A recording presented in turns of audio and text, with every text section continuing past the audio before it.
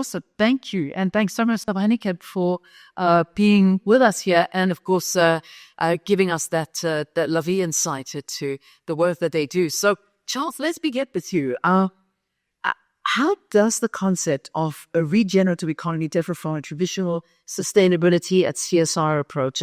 Why is this shift actually necessary in the long term? Thanks, Leanne. Prior to the SDGs, the traditional sustainability approach is focused primarily on the E side, meaning the environmental side of the planet, people, profit equation. So the focus has been very much around only that one component, the environmental side.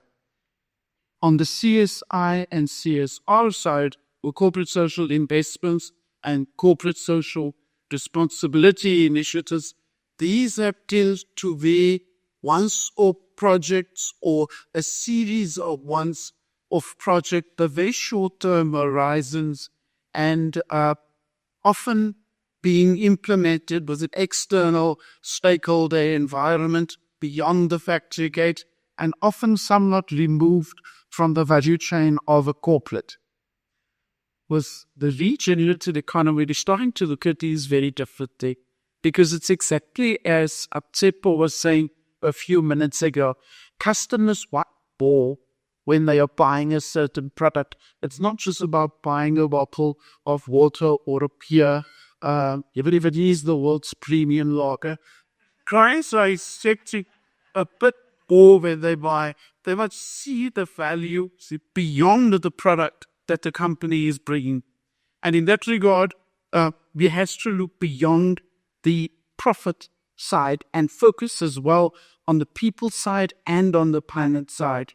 And that is why we are all equally under these pressures now as corporates to do so much more than we would otherwise have done.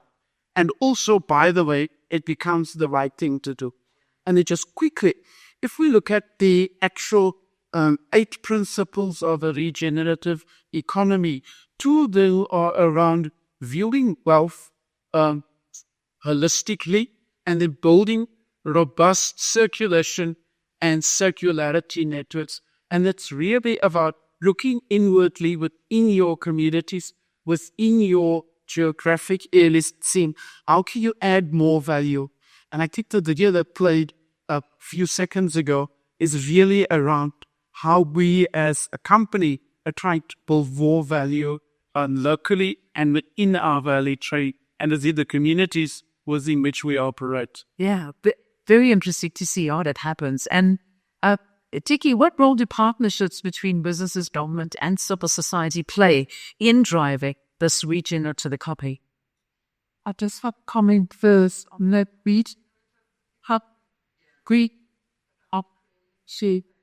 that's quality is about profitably addressing societal and environmental issues through the core operations of the business. And that's what the regenerative economy is about. To start off with and I'm going to come back to your questions. I just want to say, before we can create that regenerative economy, you've got to have regenerative leadership, which takes with their mind, their heart, and with their legs, because we aren't going to get it right if we don't have that part of leadership. So what does it mean from a partnership perspective? No one can create that regenerative economy out there because we need a system change. That's what we need. We need government with the policies and to help us to scale. You need the private sector to bring in the lived experiences and the accountability. We need private sector to bring in innovation and investment in order for us to create that regenerative economy. Because without partnerships, and our mantra at Shared Value Africa is that the power lies in collective. Love it, yeah. But talk to us, I suppose maybe if we could just get back to the role that this is going to play driving economy, how good it can be for the regenerative economy, for all of the hardness involved.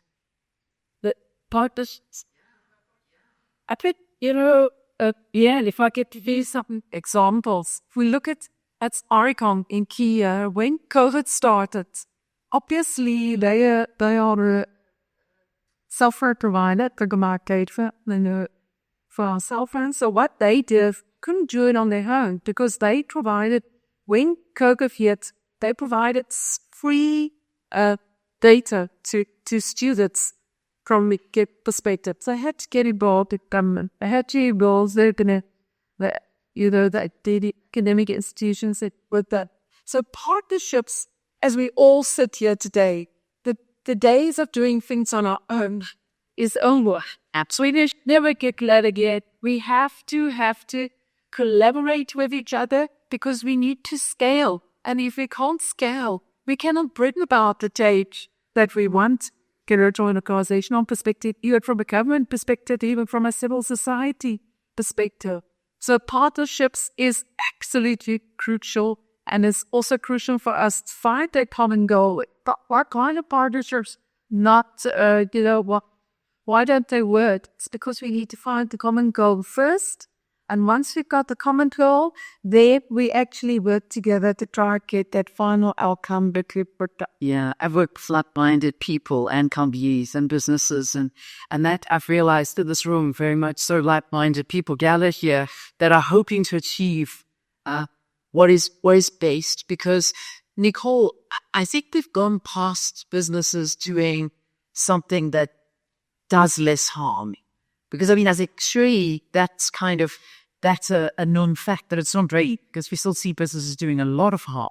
But we need to move that mindset to create positive environmental and social impacts.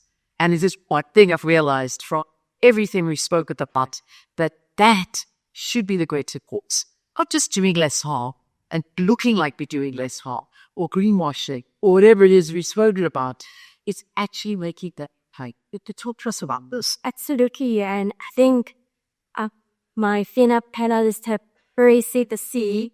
It's about shifting from charitable donations to sustainable, long-term, systemic, impactful growth making, and having sustainable mindset for leadership, and really looking holistically at a business, understanding that your social, economic, and ecological are all interconnected systems.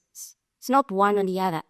And if you understand that, you keep getting your strategy and embed it, you stand a better chance of having a greater impact as you not just doing less harm, but drive you job creation. Reducing your carbon emissions, reusing water, educating communities, empowering small businesses, social enterprises, right through Kiprata in SLEs. We are trading for a profit and are registered and have the right trading.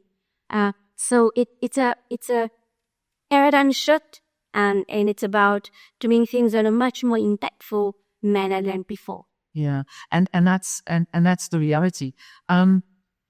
Shmulia, the investments in the whole just energy transition, how can they contribute to this regenerative economy? I mean, I think it's been so great to hear on the panel so far. There's all the words that we talk about on the words that here. People and planet, it's in our names, so that's something we're super passionate about is creating shared value. And this whole idea of a holistic approach, I think that's really what the point of the just transition is. So the just transition is to say, we're not only looking about decreasing the amount of renewable energy of the grid, but we're actually saying, how can we use that increase of renewable energy to not only support the planet in terms of carbon emissions, but also to support people along that journey.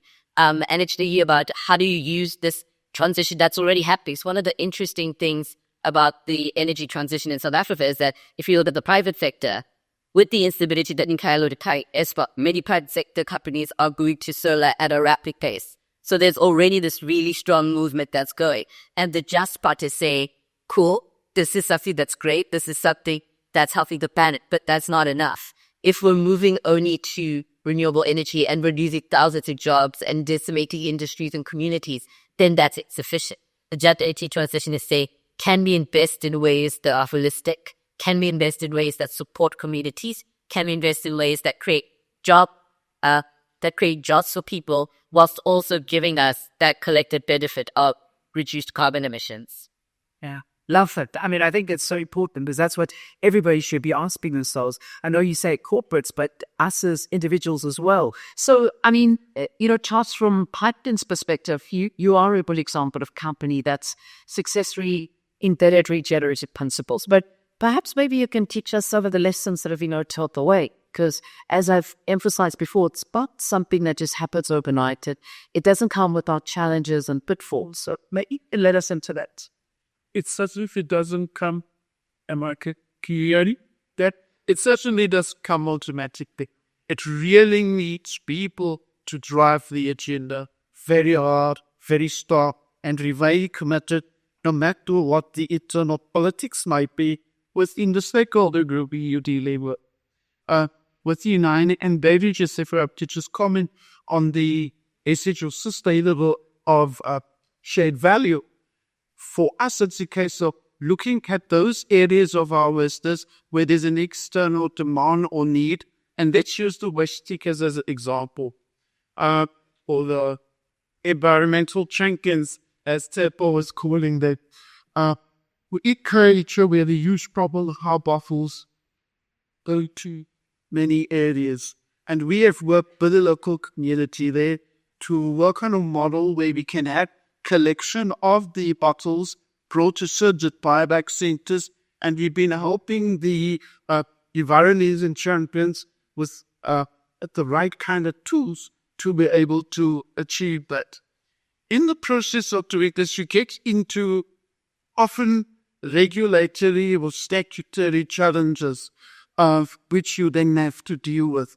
And that's really one of the big lessons that we have learned is make sure you engage all the relevant stakeholders way up front so that you're all on the same page and you don't burn unnecessary energy in getting often simple tasks done. An interesting example also we encountered in KwaZulu-Natal, where also with collection of bottles, we had a initiative around repurposing or let's say recycling, using glass to make paving and wall retainers or U retainers, the bricks that one uses. And after an enormous amount of work, we discovered they're not up to some of the environmental and building standards now. If we had engaged, let's say, an appropriate accreditation structure, it would be so much easier. And so one learns with as one rolls out these initiatives. Absolutely. Yes. Sometimes more assets are more expensive than others. Yeah, that goes without saying. But Tiekie, I mean, HEINEKEN is a good and a brilliant example of this. But back then, I mean, what other examples have you come across that companies have successfully embedded the regenerative principle into their ops? If I can locally, because we worked across episode, but I'm 100 miles, so just like this, and to those elephants in the room, I just want to say that the narrative is changing. Because what's happening in the rest of Africa, you said there's there's a big building up to say, we could drive, no one to say, Kurt, I don't know, because said Africa is going to the elephants in the room. It's just so good. So other examples, I mean, for us, because the concept of creative value, and I see this beginners just because it comes from Harvard, and it is the trade that it all. So if you look in our world here at South Africa, example like Purdue is this cut. Yeah. So what does the garden do? They keep ourselves, they tell us to go to church, they tell us to get our points, go on our walks as a path on the Saturday morning. So what happens saying all that from a key and out perspective, if you look at it from the sector, less cost for care.